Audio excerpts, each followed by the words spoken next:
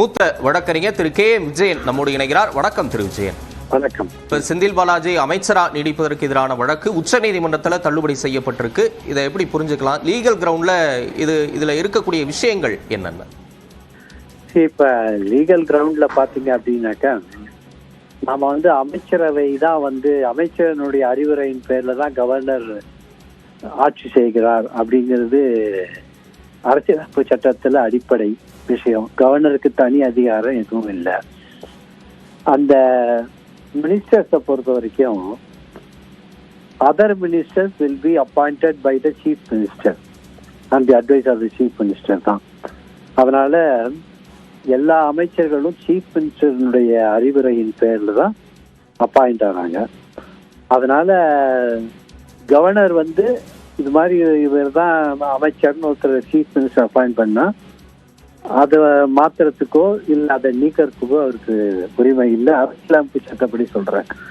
அதனால அரசியலமைப்பு சட்டத்துல கவர்னருக்கு தனி அதிகாரம் எதுவும் இல்லை. ஏன்னா இது நம்ம பார்லிமெண்டரி டெமோக்ரஸில இருக்கோம். அதாவது கவுன்சில் ஆஃப் மினிஸ்டர்ஸ், அதாவது அமைச்சரவையினுடைய ஒப்புதலின் பேரோ அல்லது சீஃப் மினிஸ்டர் முதலமைச்சரனுடைய அறிவுரையின் பேரோ தான் கவர்னர் செயல்படுகிறார்.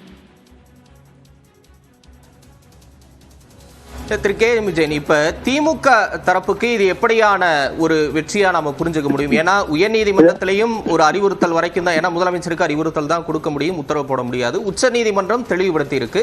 இப்ப திமுகவுக்கு இது எப்படியான ஒரு பாசிட்டிவ் விஷயமா நம்ம புரிஞ்சு? இல்ல, இது வெற்றி தோல்வி அப்படிங்கறதெல்லாம் நம்ம இந்த விஷயத்தை பொறுத்த வரைக்கும் நான் அதை பொலிட்டிக்கலா பார்க்க விரும்பல. நான் அரசியலமைப்பு சட்டத்துல என்ன செய்ய முடியும், செய்ய முடியாது. யார் ஆட்சி பண்ணாலும் கவர்னருக்கும் அமைச்சரவைக்கும் அல்லது முதலமைச்சருக்கும் இடையே உள்ள உறவுகளை நெறிப்படுத்துறது தான் இது. அதனால இந்த ஒரு விஷயம், அதாவது அமைச்சரவையும் முதலமைச்சரும் ஆளுநரை விட அதிகாரம் படைத்தவர்கள் அப்படிங்கிற ஒரு விஷயம் மீண்டும் வலியுறுத்தப்பட்டிருக்கிறது தான் திமுகவினுடைய வெற்றின்னு சொல்லிக்கலாம்.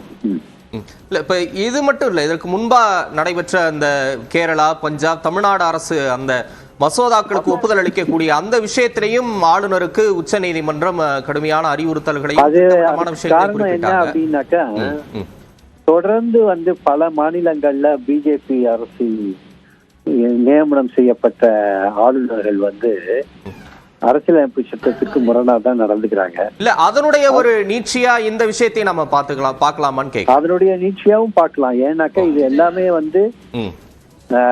தேர்ந்தெடுக்கப்பட்ட பிரதிநிதிகள், அவர்களுடைய மந்திரி சபை, அதுக்கும் ஆளுநருக்கும் இடையே உள்ள மோதல் தான். ஓகே.